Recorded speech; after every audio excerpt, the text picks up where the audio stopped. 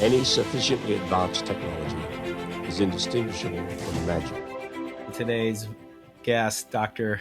Seth Shostak of the SETI Institute, a friend of mine, a supporter of all things astronomical, of all things astrophysical, of all things extraterrestrial, and a great believer of the mission of the very first finger puppet I ever got.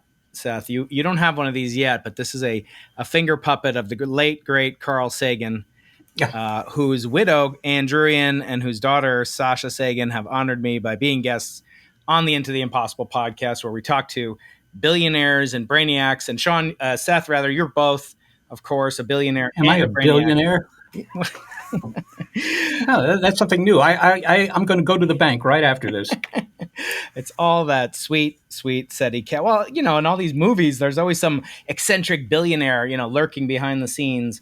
And I figure when they come and sit on the SETI couch cushions, they might leave some change behind. So maybe not. But how are you doing today up in Northern California? Has the pandemic subsided a little bit?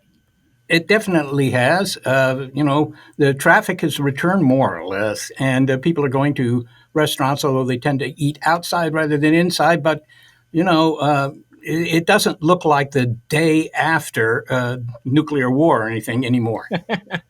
Yes, there are some negative consequences of the pandemic ending. As you mentioned, traffic has resumed and all sorts of things. Kids have gone back to school, so now they're getting ordinary colds around here, which is not to be savored in any sense of the word. But it is good that life is returning to normal. And I thought we'd start today by talking about life, other life forms. This is the roughly 12th anniversary of the release of your wonderful book, Confessions of an Alien Hunter. We'll hold it up sort of here. We'll put a link to it over there in the video. This is a wonderful book. I listened to it. I read it. Everybody should listen to it and read it. Multiple copies, multiple times. This book actually tells kind of a first-person memoir account, not only a history of SETI and the search for extraterrestrial intelligence, but from the perspective of you and your life story, kind of taking us through it. What impelled you to write that book when you did? Kind of, as I call it, the Nancy Kerrigan, problem. Why did you do it now? Or then rather. Why, and how would you rewrite it if you had to update it for today's audience?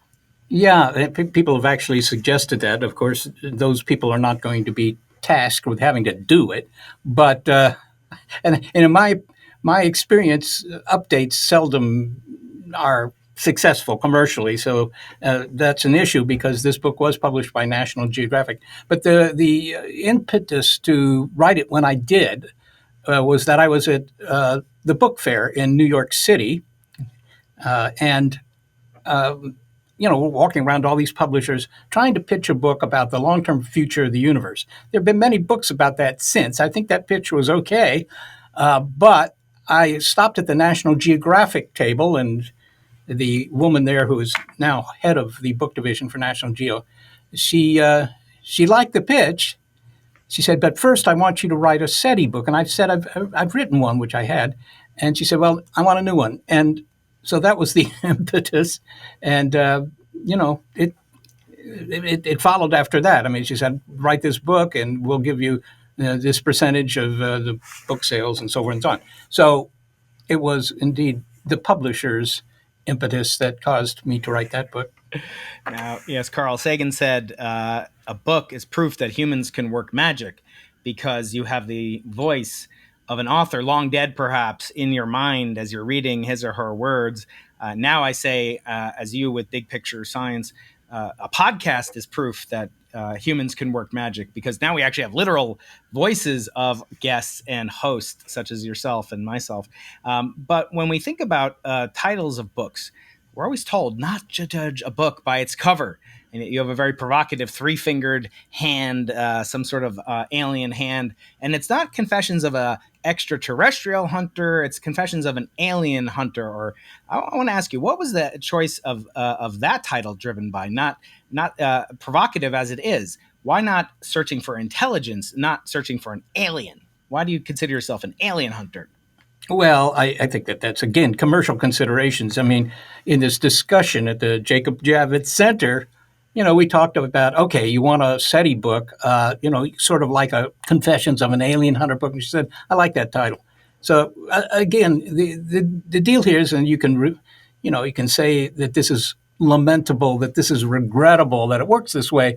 But the idea is that if the book doesn't have an intriguing title, if it doesn't grab you, well, grab me, grab somebody else, then it may just sit there on the bookshelves, and one or two copies purchased by your relatives may occur. But if you want to bring a return to the publisher and to yourself, a grabby title is a good thing, and a grabby cover is also a good thing. Now, that particular cover, which you mentioned with the three-fingered handprint, that was done by one of the designers at National Geographic, and I liked it at first, I have to say. It's all white. It's very, very simple, and simple is elegant sometimes in art. But it was actually a very bad choice in retrospect, because I was on the Colbert Report at one point there, and he holds up the book to the camera, but being nearly all white, the cover didn't come across on television very well. Nobody could see the three-fingered hand, and it just looked like a blank white book. Yeah. That was a mistake. Yeah. That was a mistake. Well, I am glad you changed it from your original title, My Story or Mein Kampf. I'm glad that you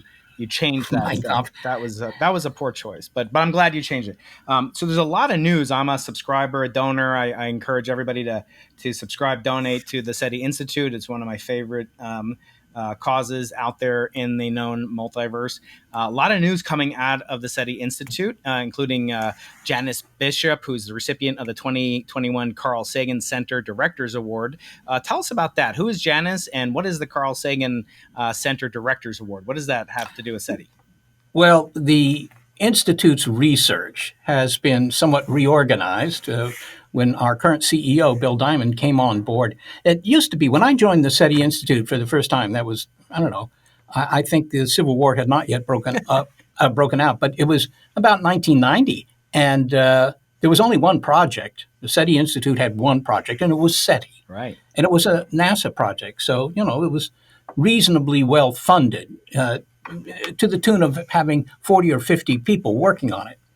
But then in 1993, very soon after we built the equipment to actually do SETI, the whole program was killed by a congressman from Nevada. Richard Bryan was his name. Mm-hmm. He didn't know much about the science or the project, but he didn't care about that. He was interested in something that he could seize on to help his reelection chances. Yeah. So that's what it was. It was just politics. In any case, that ended that. And so suddenly the SETI Institute had no funding.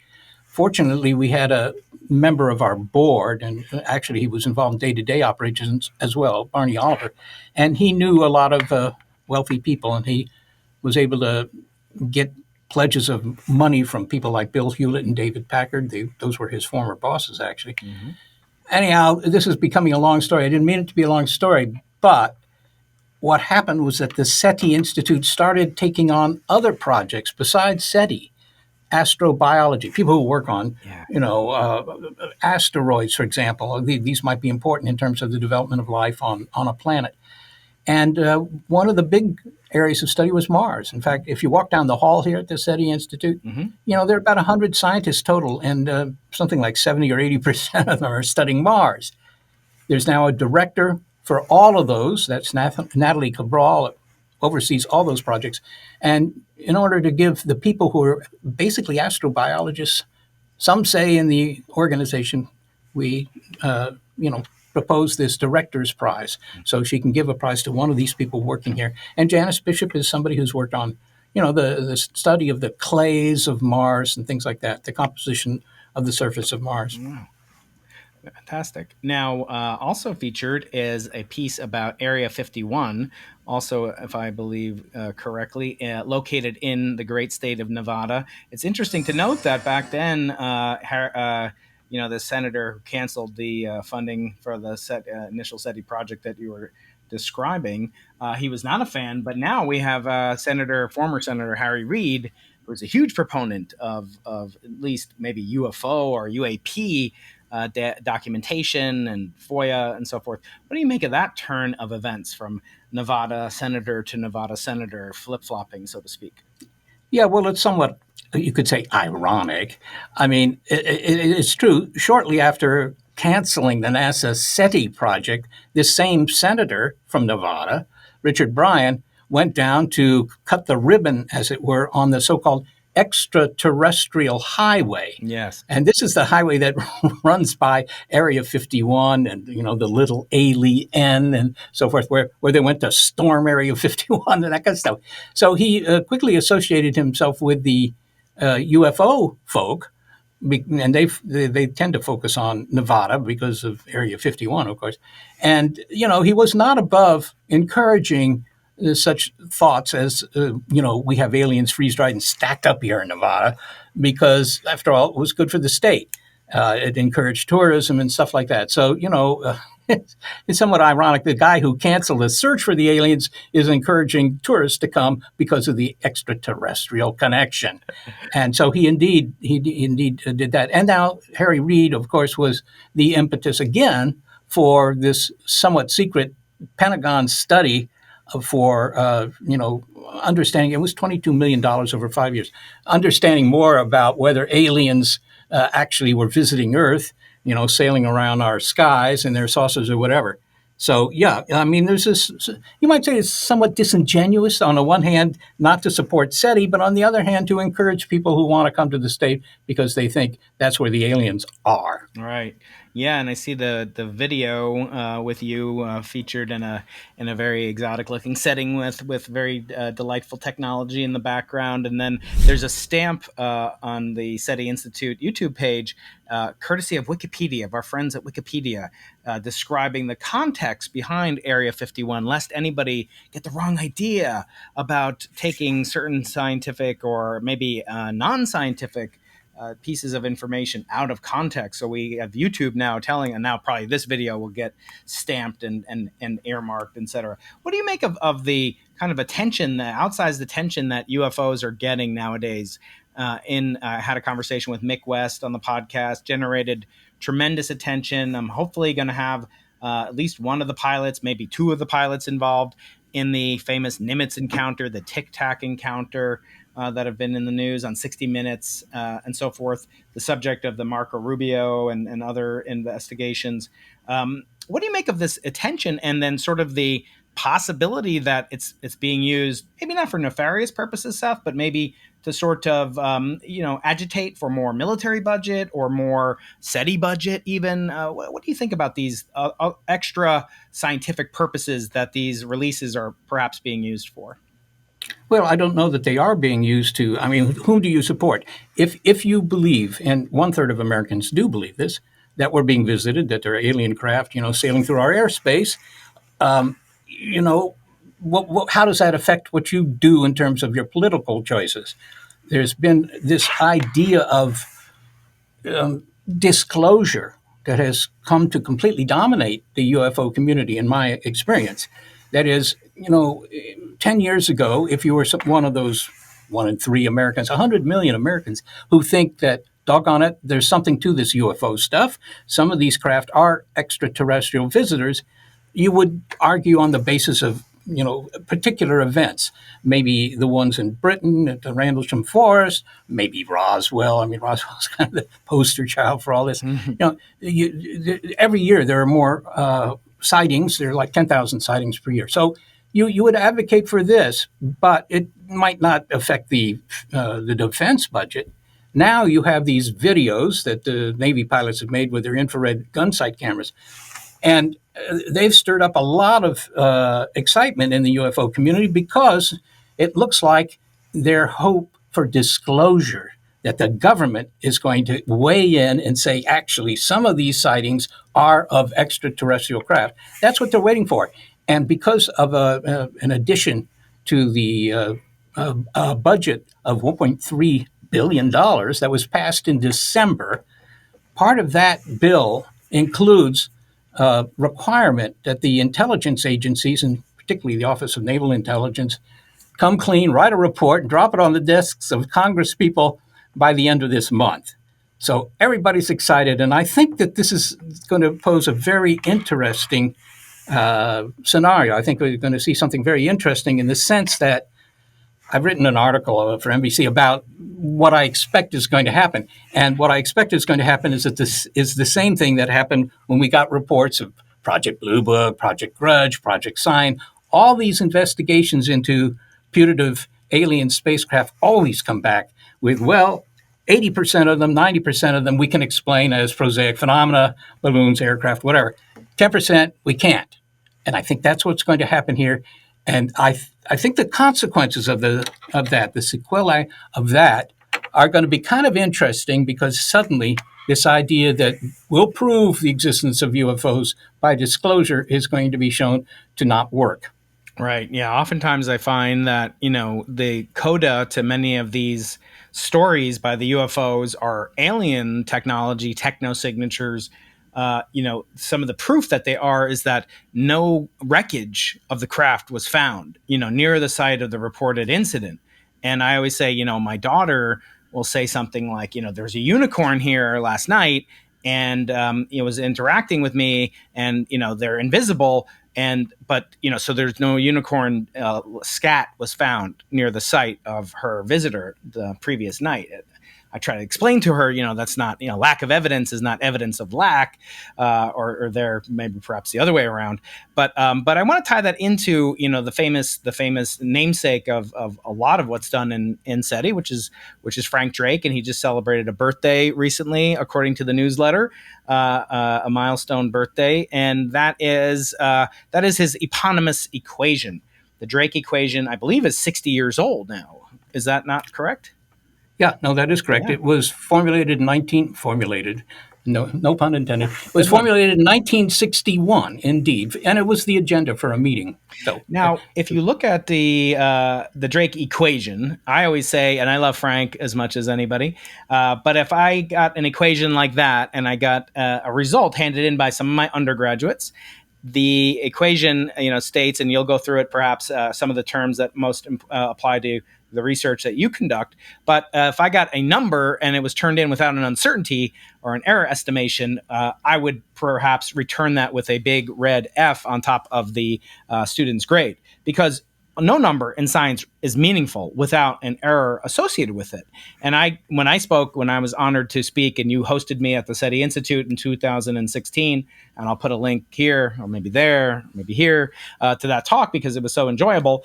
That discussion I said, well, let's estimate the number of people at the San Diego Zoo right now, because one of the hypotheses, the answers to the Fermi paradox, why they're not here, is that just as my kids don't bang on the cage of the gorilla exhibit here, they don't make their presence known. So let's do an example calculation. How many people are in the San Diego Zoo right now? And I estimate like 8,000, but my errors, because I'm not that great a scientist, are about plus or minus 8,000. So no number is meaningful without the error bars. And I wonder, what's your take on Drake's equation? I mean, has anyone done a sophisticated enough analysis? I see things like there are 36 civilizations in the galaxy, but then there's no error bar associated with it. So to what extent can we, my audience is very erudite. I've had 9 Nobel Prize winners on the show. Future Nobelist speaking to now, Dr. Seth Shostak. Seth, tell us, what is the issue? What kind of, from an expert's perspective, what do you think about the Drake equation? Is it just kind of like a back of the envelope? What can we do with it? Yeah. By the way, should I book my flight to Stockholm? I mean, I have. Okay. I have some good news for you. I have my medallion here somewhere for you. Yeah. Yes, indeed. Well, look, the Drake equation indeed was motivated simply by this meeting that was being held in 1961, because Frank Drake, the year before, had done the first modern SETI experiment, and it generated a lot of interest. It was in Collier's magazine and so forth and so on, which was a big deal at the time. So the public was very interested. He got about a dozen people to attend. These were all, established scientists, bright people. Carl Sagan was among them, although he wasn't as well known back in 1961 as he would later become. But as an agenda item, as the agenda, I should say, for this meeting, he devised this equation. And it was actually somewhat similar to an equation that Harlow Shapley, a well-known astronomer, had devised earlier for other purposes. But it was the same sort of thing, where you trying to find n in this case being the number of civilizations who are broadcasting signals that we could pick up. Okay, and obviously that depends on how many civilizations are out there, and that's determined by the number of stars that have planets that can support life, what fraction of them ever do cook up life, and what fraction of those ever get to the stage of being able to build a radio transmitter. So there are 6 parameters in this equation. Now, you could say, well, that sounds great. What's the answer? How many societies are out there? And the answer to that question is we don't know the answer to that question. Do we know it any better than he knew the values of the parameters back in 1961? In general, not. The only parameter we know better than we did then is the fraction of stars that have planets. That's essentially all stars, But that was what they assumed at the time. So the estimates that come out of this could be one. There's one society in the galaxy that is clever, and that's us. Or 100 million. That's another possibility. And all these things fall within the error bars because the error bars are essentially infinite because we only have a sample of one to analyze. Right. And when I think about that, kind of large scale uncertainties and applied, throughout the visible, throughout the galaxy, and some even apply it throughout the universe, which I think is even more perilous in application. Nevertheless, I think it is kind of a useful tool to apply. And I want to segue from Drake to a question that I've asked, at least 3 of the Nobel Prize winners that have been on the show, Ray Weiss, Barry Barish, and John Mather. And that has to do with, those are all experimentalists that have been on the show. And that has to do with, when to pull the plug. And it has to do with experiments that are long duration, possibly high risk, possibly high reward, but certainly all experiments cost money. And I think it's a fair question to ask. And I asked it of these 3 Nobelists.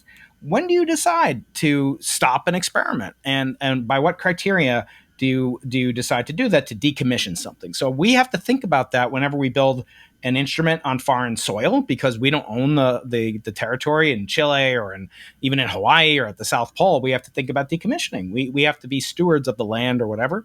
But I want to ask you, bigger picture, what would be the Bayesian criteria by which you would say, okay, we've done it. You're famous for making your coffee bets. Okay, those are great, Seth, but pretty low stakes. When would you say, okay, it's enough, we can stop looking for SETI? Or is there no criterion to do it? Well, I don't think. Yeah. If we were doing the same experiment that Frank Drake did in 1960, I'm sure that we would say, okay, we're going to stop this because we haven't found anything. I mean, it's been 60 years since the first modern SETI experiment. 60 years is a long time to run an experiment. I'm hard-pressed to think of any experiment that's been run that long, actually. And there's no guarantee that in the next 60 years we'll find anything. So you might say, well, let's stop it. And indeed, that's one criterion for stopping it. If you don't have any money to keep doing the experiment, then you will stop it. So in a sense, your hand is forced. But there's another factor here that I think is extremely important, and that is the SETI experiments keep getting better. That's because they're mostly dependent on computer power. And everybody knows that compute power keeps going up. It follows Moore's law, doubles every 18 months on average, and that kind of thing. So that means that whatever experiment you're doing now normally has gathers as much data as all the previous experiments put together, right? Whatever you've done the last 2 years is the sum total of SETI in some way. Not entirely true, but largely true. And as long as the experiment's getting faster and faster and faster, there's no clear point at which you say, forget it. I mean, you could say, oh, well, look, by what date will we have examined all 300 or whatever it is, billion stars in the Milky Way galaxy, looking for signals coming from those planetary systems they have. And that isn't so far away if things keep improving exponentially as they are doing. So that would be a natural end. But, even then, I don't think we would stop, because the conclusion you would make by stopping is to say, or come to, is that there's nobody out there. You can't find any signals because, we're the smartest things in the galaxy, something that most of my neighbors seem to believe. Now, that could be, but it doesn't seem very reasonable. Mm-hmm. So I don't know that there's any clear-cut end to this. Mm-hmm. Now, there's an old joke. I'm just going to read it because if I try to remember it, it won't be very funny. So there's a joke about archaeologists in France. They were digging. They dug down to a depth of 1,000 meters. They found traces of copper wire, and it was 1,000 years old. And they came to the conclusion that their ancestors in France had a telephone network that existed 1,000 years ago. Now, the French, didn't want to, lay claim to this ancient technology. So the British were famously, quite obstinate about it. And they said, no, we went to 2,000 meters and we went all the way down and we found actually a fiber optic glass cable. And they said, we actually had higher advanced technology that's even older than your copper technology. And then 1,000 meters deeper than that, the Germans dug deeper and they found nothing. And the conclusion was they invented Wi-Fi. So, my question is, by what, right do we have to expect that alien civilizations will be broadcasting using any resources that we could possibly detect? In other words, perhaps they're not even going to waste their time, or they would have gone to, fiber optics or something, and there'll never be a signal that we could detect. So, is the search for optical SETI, like my colleague upstairs, Shelley Wright, who or even the looking for radio signals, is that possibly, kind of thinking of the past that around the milieu of which SETI developed in the radar and also telecommunications era? Is that just a byproduct of that mode of thinking? And now maybe we have to think in some other mode of thinking, technosignatures or something different. Yeah, well, I can assure you I get emails I get emails every day about this subject, but every 2 weeks or so, I get an email saying, "Oh, you guys are using radio. That's pretty old school. That's really archaic. I mean, they're not going to be using radio." Well, maybe they aren't.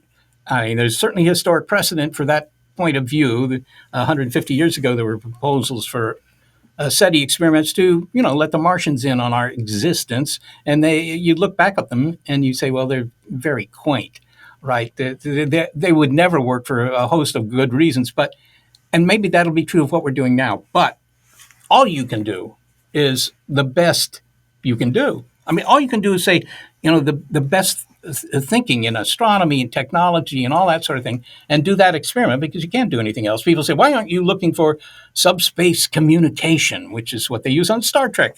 And that's great. It works on Star Trek, but nobody knows. If you go to the Stanford bookstore and I'd like to get a textbook on subspace communication, please, and they'll usher you out of the store. So it's you have to go with what you have. You could say they're not going to use radio technology or lasers or any of that stuff. Maybe not, but I would bet that they do. Not for the same reasons we use this stuff. These are just good technologies based on fundamental physics to get bits of information from one place to another. Mm-hmm. And whether those bits of information are reality television with Klingons or whether it's something else, they will be using it. It's like the wheel was invented a long time ago, and we still use it, and we will probably always use it, right? Even though it's very old technical. Wheel, so old school. Why don't you do something else to put on the bottom of your vehicles there? So that's the argument I would make, that we're using essentially fundamental physics as the basis for the experiment. Mm-hmm.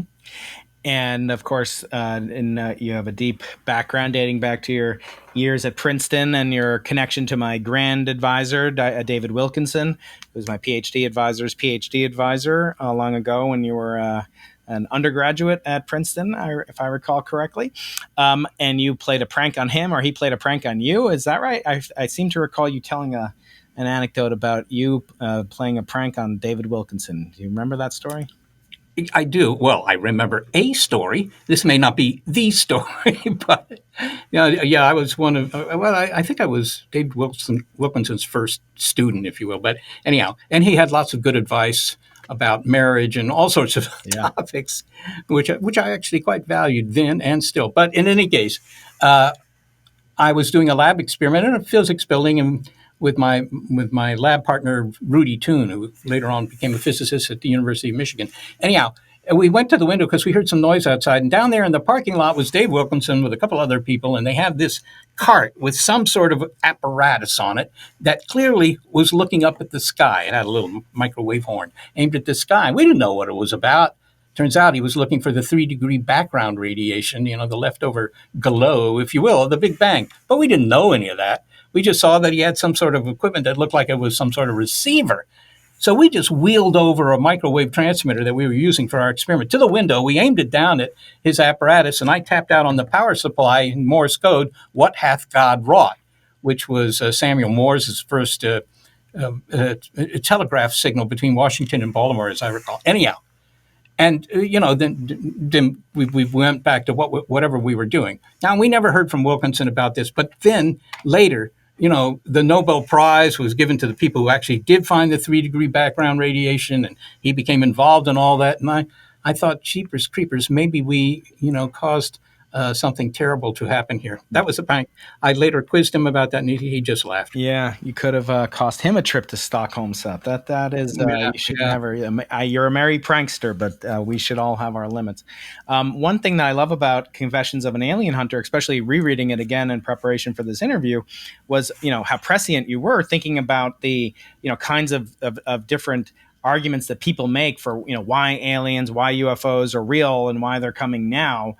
But also why scientists such as yourself, myself, Shelley Wright upstairs here at UC San Diego, why scientists would be the most excited, if they're actually true, because we would have a chance to shortcut perhaps, centuries of learning about physics and making mistakes and wrong turns and learning about incorrect theories and so forth. We would have a shortcut, a hack. And so no one would be more invested in talk about instant shortcut to grants, success and tenure. But actually, we're most often, as you note in the book, accused of being, kind of Seth not sanguine or kind of Seth Downer. Talk about those experiences, the kind of missives that you get that accuse you of being anti-alien or of an alien hunter. You should be more sanguine about detecting aliens, but you're not. So what's behind all that? Well, I'm certainly sanguine about detecting aliens, but not by looking up at the sky and seeing them sail across the vastness of the night sky. Most of the criticism indeed comes from people who are convinced that the evidence for visitors is very good, and the fact that I'm a skeptic on that. And so, there are 2 points here. One is that this is a very emotional issue. These people will say things to me that nobody at a cocktail party would ever say to me. I mean, it just isn't polite. It's ad hominem attacks and stuff like that. But they get, some of them are actually kind of interesting because they say, okay, we're being visited, but you can't say it because your job depends on you not saying it. Right. Upton Sinclair, right? Yeah, that's right. You can't blow the whistle on this stuff. That's amusing because, of course, there's no restriction on what you want to say about any of this stuff. But anyhow, so there are those. But others where they say, okay, you can stop playing around now. We have conclusive proof. Look at these TikTok videos and Tic-Tac videos. The TikTok videos are better. Look at these Tic-Tac videos, and you can see for yourself that this is not some earthly craft here. This is something else. That's a tremendous extrapolation from what they see to what they think it is. But in any case, and that leads, and I say, well, I don't really think so, because consider this situation, and that would explain the video, and it doesn't involve aliens, right? And then they usually get angry. But I do answer all the emails. I do answer them. Yeah. You're noted for your polite penmanship and your gentlemanly prose. Another thing you talk about is sort of the physics behind all this, which I find fascinating to speculate on, as all science fiction nerds. And I'm the co-director of the Arthur C. Clarke Center for Human Imagination. Arthur C. Clarke knew a thing or two about speculation about the future. And I'm going to ask you some what I call my thrilling 3 questions that I ask all my guests at the end of each episode, Seth, in just a moment. But, one thing that he would always, kind of talk about is that, any sufficiently advanced technology is indistinguishable from magic. And, Michael Shermer, who I know that talks about that. Any sufficiently advanced technology is indistinguishable from aliens, and sort of that you can kind of, append on almost any phenomena, and you can associate it with anything advanced as long as you say physics beyond the standard model. And I had on recently Michio Kaku, as I know you have, and then I've had on Avi Loeb, who I don't know if you've had on, but these are people working at the forefront of physics. One in string theory, one opposed to string theory. They both believe in extraterrestrial existence of extraterrestrials. One believes we've been visited by technosignature from an alien civilization. The other believes that we will someday, become avatars riding on interstellar light beams. And so these are serious scientists, right? So if they're in the mainstream believing it, it kind of takes courage to sort of stand opposed, and that to say that, no, there's less evidence for it. In fact, when, yes, your job in some sense depends on searching for it. So I do just want to salute you for having that courage and and standing up as you do so steadfastly. Talk about, just in the remaining minutes before I go into the final questions and we break for our live stream conversation, talk about big picture science. What kind of things are you excited about? Projects that you're working on at the SETI Institute that our listeners should know about? Well, Big Picture Science, which is our weekly radio show and podcast, takes on all areas of science. It's not restricted to the kind of science done in the halls here behind me. So, indeed, we've talked about a lot about animal behavior. That's always interesting. Plants, things like that. We try and talk about something where there's been some recent development that makes it interesting. Or we also do once a month something called Skeptic Check, where we do sort of a skeptical show. And, obvious topics would be, indeed, these Navy videos. But there was a big Bigfoot press conference about 15 years ago that we covered. We went to the press conference and interviewed the people presenting there. They claim to have found a Bigfoot body in northern Georgia. Oh, good. I don't know what Bigfoot was doing down there, maybe looking for pralines. I'm not sure. But in any case, so that sort of thing. And we typically, interview 3 or 4 people every week to keep the show lively, that kind of thing. And it's actually, the show's recorded in this room that I'm sitting in. I'm in the studio now, and you can't see much because the walls are all lined with black acoustic foam. So it's not very interesting to look at, but it has better audio quality. But in any case, yeah, it's hard work. People probably don't realize that because they just hear the final product, and the final product is, relatively smooth. But of course, what goes into it is not at all smooth. So, and it's hard to do during the COVID pandemic, I have to say, because we can't tell people to go to their local radio station where we can set up an electronic connection that has very high audio quality. And that's something we always did. But now we have to do it at home with, with the help of Zoom, that kind of thing. We don't actually use Zoom for the show. But anyhow, that's a technical matter. The idea is that the show can cover all areas of science, not just the science done at the SETI Institute. Yeah, it is one of my favorite podcasts. I listen to it religiously and skeptically too.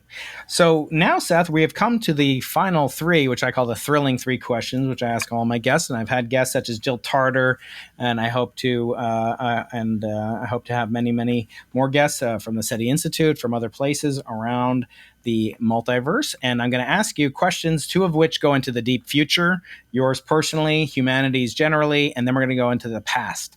And they kind of revolve around Arthur C. Clarke in some way or another. But the first one has to do with your future. So it involves you when you leave this mortal coil at the biblical age of 120 years old. I want to ask you, Seth, as I ask everybody, what do you want to leave in your ethical will, not your material will? I know that's mostly going to go to me and other material fungible support for me, but what do you want to leave in your ethical will? What wisdom have you accrued that you want to leave to your ideological heirs on planet Earth? Well, that's a good question for which I don't have a good answer. I'm not sure what I've done. One tends to look back on their career at some point and say, well, what's the most important thing I did? And I've done some things that I thought were relatively not important, but at least, might still be remembered 50 years from now, 200 years from now. I'm sure nothing will be remembered.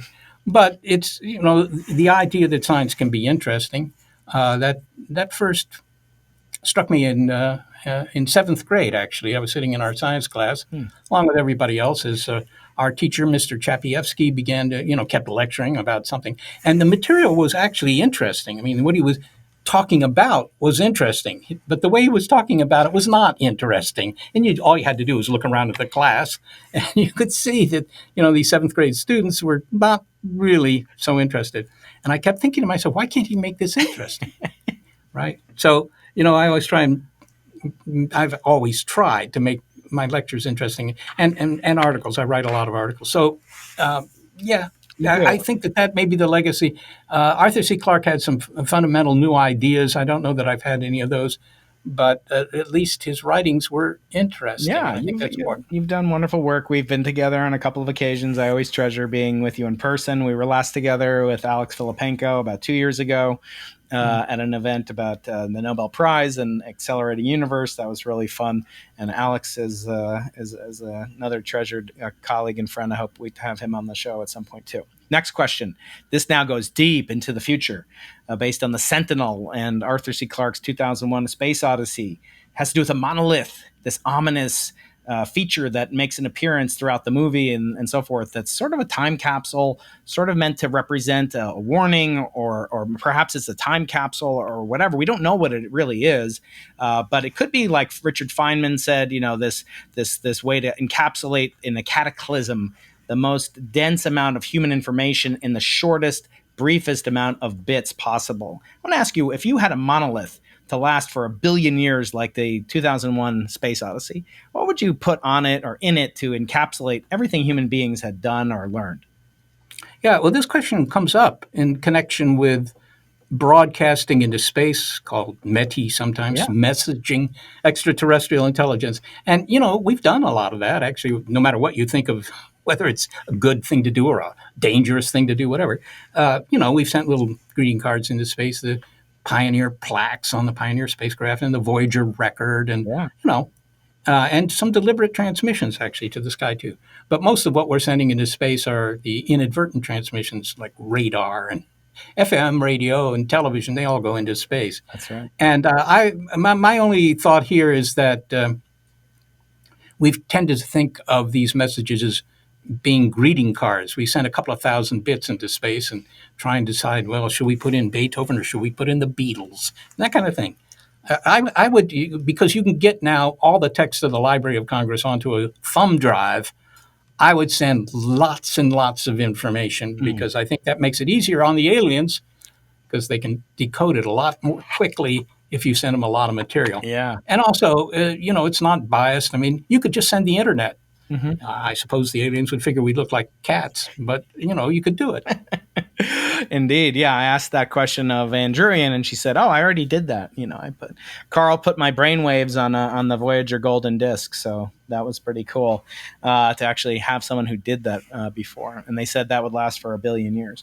Last question, Seth, now going backwards in time for some advice to your former self. And it involves Sir Arthur C. Clarke's third law, which states the only way of discovering the limits of the possible is to go beyond them into the impossible.